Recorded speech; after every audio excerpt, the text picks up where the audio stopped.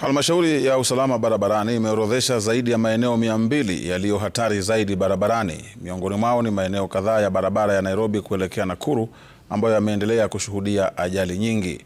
Eneo la Karai huko Naivasha ni mojawapo katika maeneo hayo, na katika siku chache zilizopita watu 9 wameaga dunia. Safina Achieng Ouma alikuwa eneo hilo na kutuandalia taarifa ifuatayo.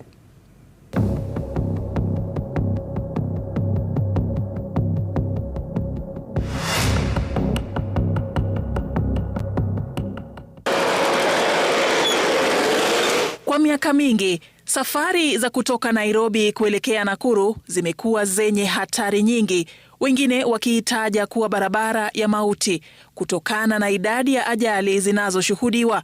Mojawapo ya maeneo hatari ni Karai. Hapa biashara zinaendelea kama kawaida, magari yakielekea maeneo tofauti, mengine yakionekana yakivunja sheria peupe, saa chache baada ya ajali ya barabarani kusababisha vifo vya watu 9. Ni hapa ambapo ajali hiyo ilifanyika mkesha wa kuamkia Jumatatu, ajali iliyohusisha matatu iliyokuwa ikielekea Nakuru iliyogongana dafrao na basi ya kampuni ya Green Line iliyokuwa ikisafirisha abiria kuelekea Nairobi. Wakazi hapa wakisema wamechoshwa na vifo na majeraha yanayotokana na ajali za kila mara.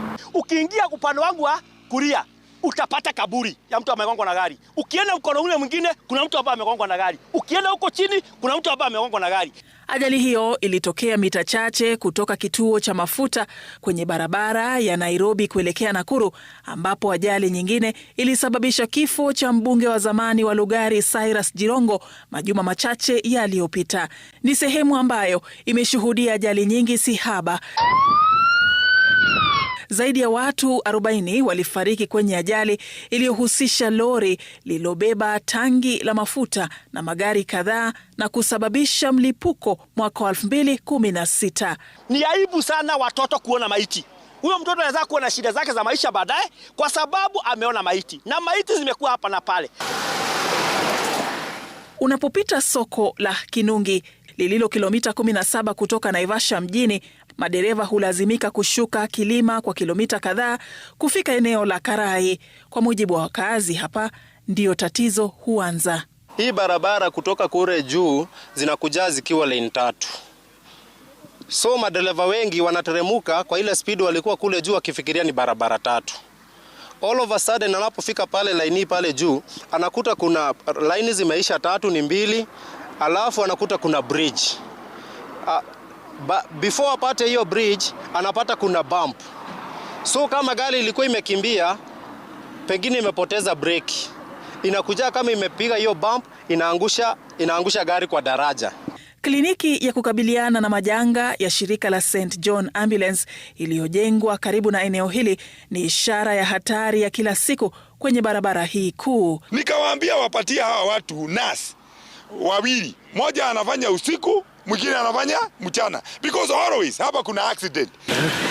Tunapofika kituo cha polisi cha Naivasha, tunakumbana ana kwa ana na kishindo cha ajali. Kinachotugusa zaidi ni idadi ya magari yaliyohusika kwenye ajali kwenye barabara hii yaliyoegeshwa, hospitali pia zikiwa zimelemewa na waathiriwa wa ajali za mara kwa mara. Wakazi wa hapa wakiitaka halmashauri ya barabara kuu nchini kuweka mfumo mpya wa kudhibiti kasi barabarani. Wafanye hivyo walifanya Salga, waweke hiyo buffers za kuzuia magari ya upande huu na magari ya upande ule hawezi pitana. Namba 2, wahakikishe zile bump pale zimeondolewa, lakini waweke rabos.